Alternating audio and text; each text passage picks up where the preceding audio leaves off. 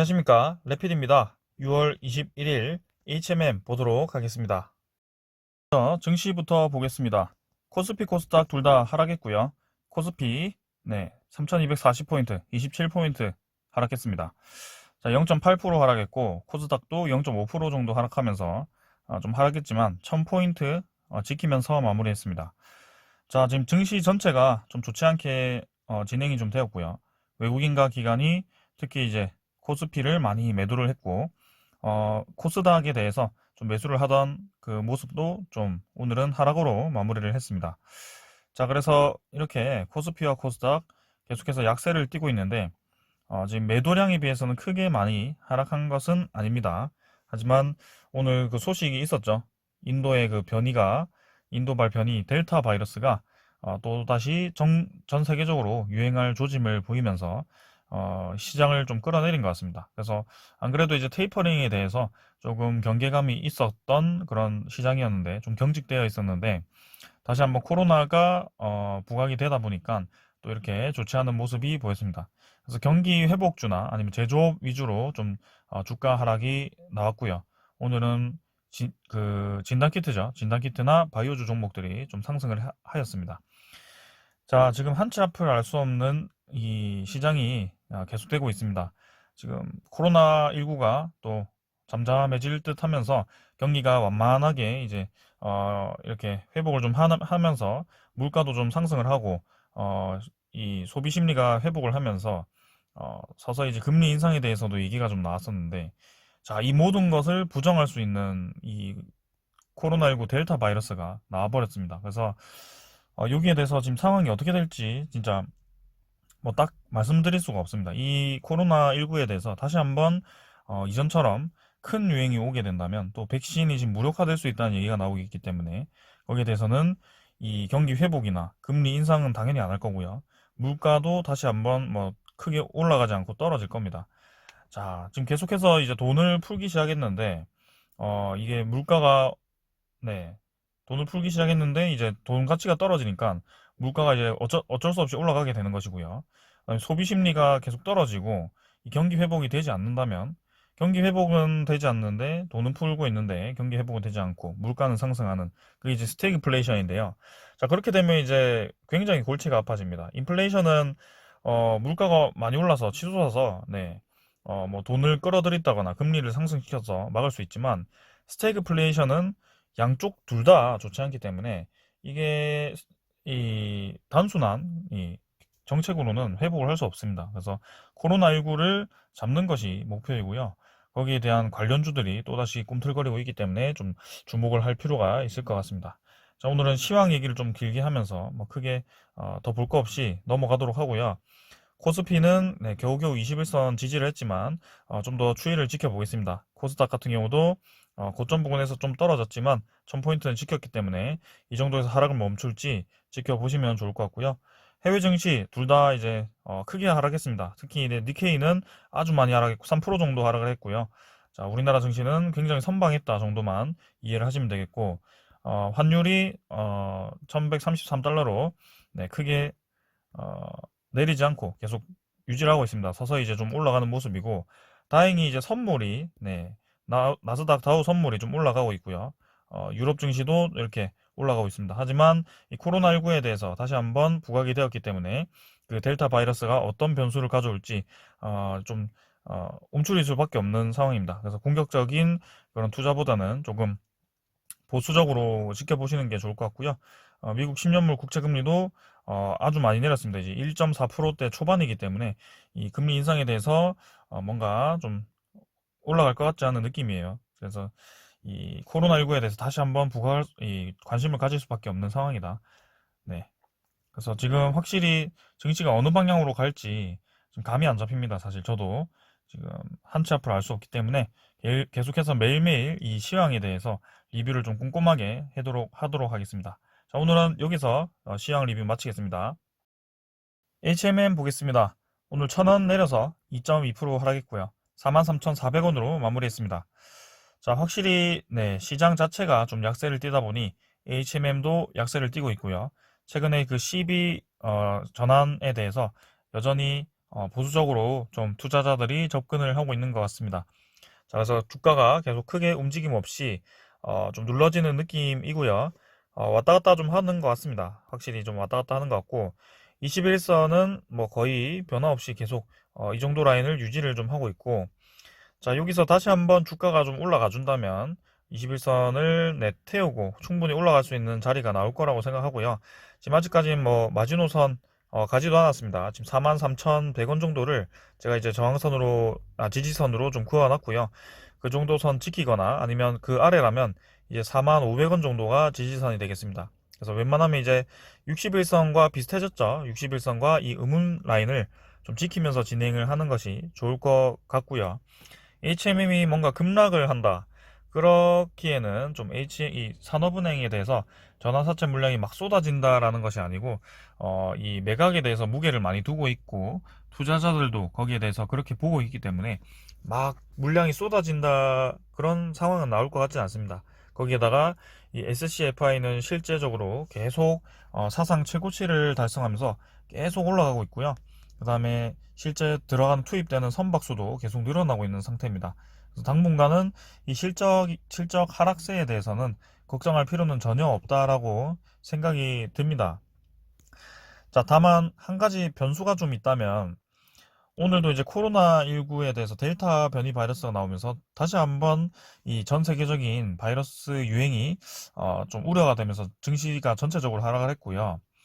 어, 백신 접종률이 81%에 달하는 1차 접종이죠. 영국이 매일 이제 확진자가 10,000명씩 나온다고 해요. 그래서 이 델타 바이러스에 대해서 백신 접종자들도 많이 걸린다고 하고요. 자, 오히려 백신 접종자들이 그 델타 바이러스에 걸렸을 때 사망률이 높다라는 연구 결과도 좀 있다고 합니다. 그래서 좀 조심스럽게 생각을 하고 있습니다. 지금 경기 회복에 대해서 확 찬물을 끼얹는 그런 상황이 나올 수 있기 때문에 HMM도 그간 이렇게 해상 운임 지수가 막 급등을 하고 했던 게 코로나19로부터 이 제조업들이 막 회복을 하면서 한꺼번에 이제 수출량이 막 늘어나다 보니까 좀 그런 경향이 나왔던 겁니다. 근데 다시 한번 뭐 그런 찬물을 끼얹으면서 이 경제 성장률이 또 떨어지고 그렇게 된다면 좀 부담스러울 수 있기 때문에 한 가지 더 생각해야 되는 그런 점이 생겼다라고 생각을 하고요. 자, 지금 당장 뭐 델타 바이러스 때문에 경기가 다시 하락세를 겪을 것이고, 이 운임 그 컨테이너 수가 줄어들 것이다라고 말하기는 좀 어렵습니다. 그래서 좀 더 추이를 지켜보는 게 좋을 것 같고요. 지금 확실히 증시 전체가 좀 움직임이 왔다 갔다 하면서 이 뉴스에 따라 너무나도 혼란스러운 이 움직임이 나오다 보니까 조금 이제 보수적으로 접근하는 것도 저는 괜찮다라고 생각합니다. 그래서 기술적으로 보았을 때는 이 정도 라인을 지지를 하면서 왔다 갔다 하면서 저는 올라갈 거라고 생각을 했고, 5만원 선을 한 두세 번 정도 터치를 하면서 재차 5만원 위로 올라가기 위한 준비를 좀 작업을 진행할 거라고 생각을 했습니다. 그리고 12물량 전환 물량에 대해서 이제 확실한 그 움직임이죠. 그 어떻게 매각을 할 것인지, 어디에 매각을 할 것인지에 대해서 좀 결정이 되는 게 중요할 것 같고요. 적어도 이제 6월 30일 이후 7월 초까지는 좀 움직임을 그냥 지켜보시는 것도 좋다고 생각을 하고 있습니다. 그래서 누누이 얘기 드렸지만 이 계속 밑에서 들고 오신 분들만이 좀 여유롭게 지켜볼 수 있는 그런 구간이라고 생각을 하고요. 신규 진입은 조금은 애매할 수 있습니다. 제가 지지선을 2개 정도를 그어 놓긴 했습니다만, 자, 만약에 61선 이탈해서 떨어진다면 빠르게 끊어내는 것이 좋고요. 자, 웬만하면 이제 이 라인 지키면서 이 상단으로 다시 한번 치고 올라갈 가능성이 높다라고 보여지는데요. 저는 이제 조금 더 추이를 지켜보면서 대응하자라고 말씀을 드리겠습니다. 주봉, 월봉 이렇게 둘 다 음봉으로 마무리를 좀 했고, 저는 일찌감치 이전에 여러분들께 요 정도 라인에서 요 정도죠. 요 정도에서 이제 차익 실현을 했다라고 말씀을 드렸습니다. 그래서 처음 리뷰를 시작한 게 이 34,000원, 35,000원 정도에서 리뷰를 시작했고요. 5만원까지 차익 실현을 하고 지금 지켜보고 있는 상태입니다. 자, 그래서 투자자를 보시면 기간 36만 주 매도했고요. 외국인 31만 주 매수를 했습니다. 자, 그래서 MSCI 리밸런싱 이후에 계속 매도를 이어가던 그 외국인이 슬슬 이제 다시 좀 HMM에 대해서 들어오는 모습이 좀 보이고 있다는 것은 긍정적입니다. 그리고 기관 같은 경우는 연기금이 지금 많이 매수를 하고 있고요. 사모펀드는 좀 매도를 하고 있지만 연기금이 이제 주 세력이기 때문에요. 괜찮습니다. 확실히 이제 길게 보고 투자를 한다라고 생각을 하고, 지분을 제가 저번에 확인을 못 했었는데, 친절하게 이제 6% 정도라고 어떤 분이 알려주셨습니다. 그래서 지분 같은 경우는, 대주주 공시, 그걸 보시면 될 것 같고요. 실시간으로 이제 지분이 얼마인지는 계산이 안 되어 있기 때문에 그런 공시를 보시면 참고가 되니까, 보시면 되겠습니다. 자, 그래서 HMM 지금 매각이 가장 큰 이슈이기 때문에 차트 이 정도로 보고 지지 라인만 잘 지켜주면 되니까요. 넘어가도록 하고요. 자, HMM의 공매도 잔고 보겠습니다. 이거 아니네요. HMM의 공매도 잔고를 보면 어디 갔죠? 여기 있네요. 자, 공매도 잔고가 들지 않습니다. 지금 보시면 줄어들 듯 하면서 다시 좀 늘어나는 뭐 그런 상황이고 800만 주 후반 정도에서 900만 주 계속 이렇게 유지가 되고 있습니다. 그래서 HMM이 사실 좀 치고 나가기 위해서는 이 많은 공매도량이 갑자기 이제 급격하게 늘어났던 이 공매도량이 좀 줄어들어야 된다라고 생각을 하고 있습니다. 그래서 5월 26일 기준으로 해서 거의 8배 정도가 이 공매도 잔고가 급격하게 증가를 했다라고 보여지고요. 한 달도 안 되는 그런 기간 동안 많이 늘어났습니다. 그래서 잔고로 따진다면 지금 거의 4만 원이니까 4천억 정도가 지금 공매도 잔고로 남아 있고요. 거래량 자체는 좀 줄었지만 확실하게 공매도 상환이 좀 이루어지지 않고 있기 때문에 조금은 아직까지는 보수적으로 접근을 하겠습니다. 자, 그래서 HMM은 좀 더 시간을 두고 볼 필요가 있고요. 자, 계속해서 이 매각 내용이 나오고 있기 때문에 자, 이거 보기 전에 HMM의 그 대차 정보와 실제 외국인의 거래량을 한번 확인해 보겠습니다. 대차 잔고는 네, 4,500만 주 정도로 어제보다 좀 줄어드는 것 같기도 하고요. 한번 확인해 보겠습니다. 아니네요. 늘어났네요. 오히려 더 늘어났고요. 대차 잔고가 계속해서 쉬지 않고 늘어나는 모습은 별로 좋아 보이진 않습니다. 네, 공매도 잔고도 계속 늘어나고 있고요. 대차 잔고가 체결이 계속 되고 있고 오늘은 네, 나오진 않았고요. 어제 기준으로 나왔고 자, 여기서 또 체결이 늘어난다면 계속해서 이제 HMM에 대해서는 단기간에 급등을 하기에는 조금 어렵다. 그래서 조금 보수적으로 접근하는 것이 좋다라고 생각을 합니다. 자, 그 다음에 외국인의 실제 거래량도 추정 31만 주에서 외국인 당일 28만 주로 감소를 좀 했고요. 외국인 보유율이 12.5% 정도로 지금 이렇게 진행이 되고 있습니다. 자, 그래서 HMM 그래도 외국인이 꾸준히 이렇게 매도를 끝내고 조금씩 들어온다는 점은 긍정적으로 보이고 연기금도 들어온다는 점 그래서 언젠가는 한번 이 상승을 할 것인데 지금 당장에서는 조금은 이 신용 잔고나 공매도 잔고 이런 게 좀 부담스럽기 때문에요. 조금 보수적으로 접근할 필요가 있다. 뭐 그렇게 말씀드리겠습니다.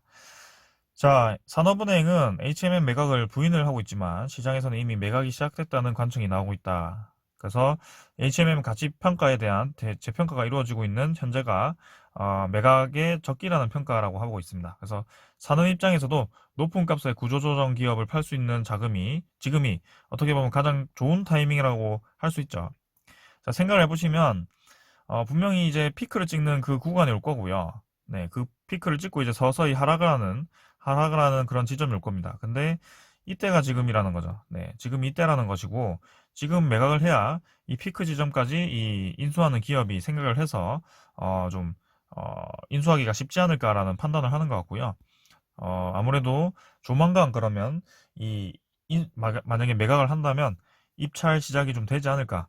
그래서 지금 만약에 전환사채가 모두 전환이 되었죠, 이제 전환한다고 했고, 모두 전환이 된다면, 산업은행의 지분이 25%에 달합니다.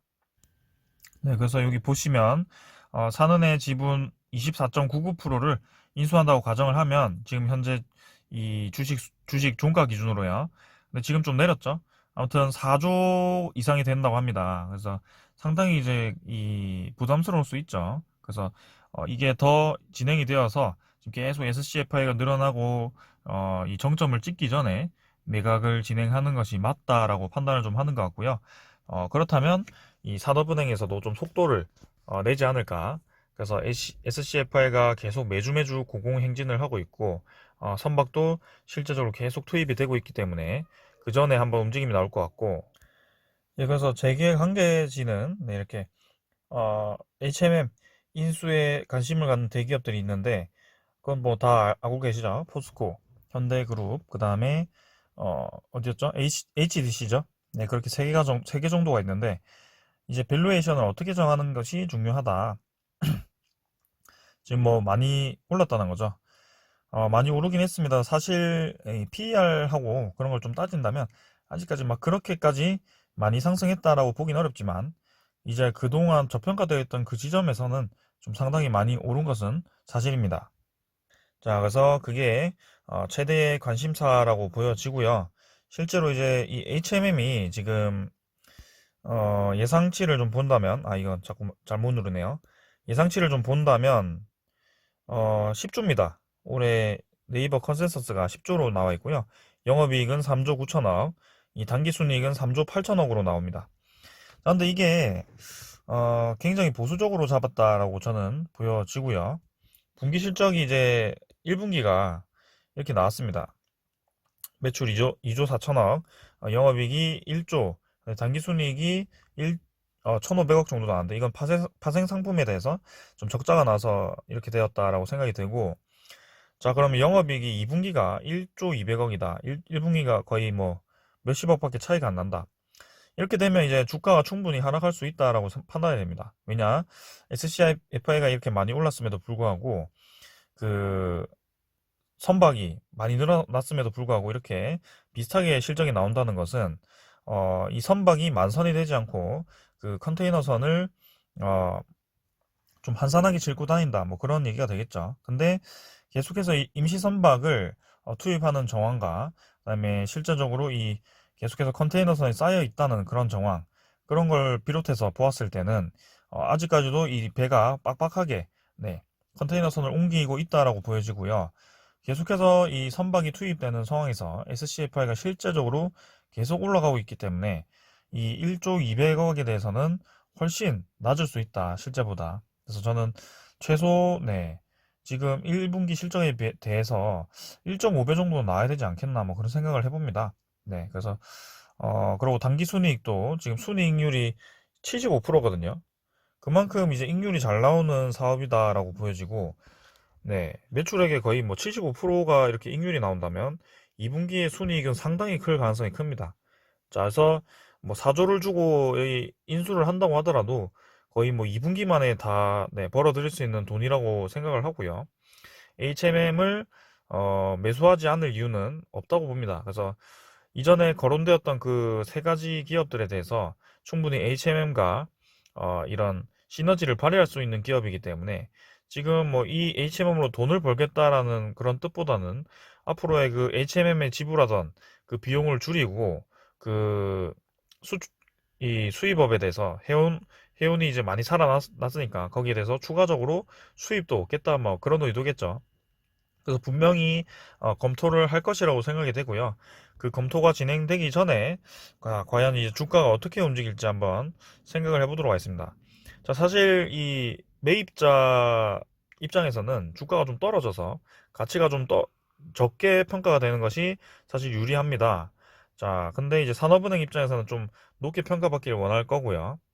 자, 저는 근데 이 외국인이나 이 연기금의 움직임을 좀 보았을 때는 HMM이 어느 정도 바닥을 다지고 나서 다시 한번 좀 이 정도에서 횡보를 좀 하지 않을까라는 생각이고, 분명히 5만 원 이상 치고 나가는 그 날이 올 텐데 그때는 이 매입자가, 네, 최종, 아니죠, 인수 후보자가 좀 정해지고 입찰을 시작했을 때쯤이 아닐까라는 생각을 해봅니다. 그래서 조금 더 시간을 두고 지켜보시는 게 좋을 것 같고, 자, 내일도 어떻게 될지, 일단 증시 전체 흐름이 좋지 않아서 하락을 좀 했지만 내일도 추가 하락을 할지 한번 지켜보도록 하겠습니다.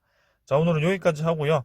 얼른 이제 7월 달이 되어서 이 HMM의 방향이 좀 잡히면서 저도 새롭게 좀 투자를 해보고 싶은 종목이니까 계속 관심을 가지고 보도록 하겠습니다. 감사합니다.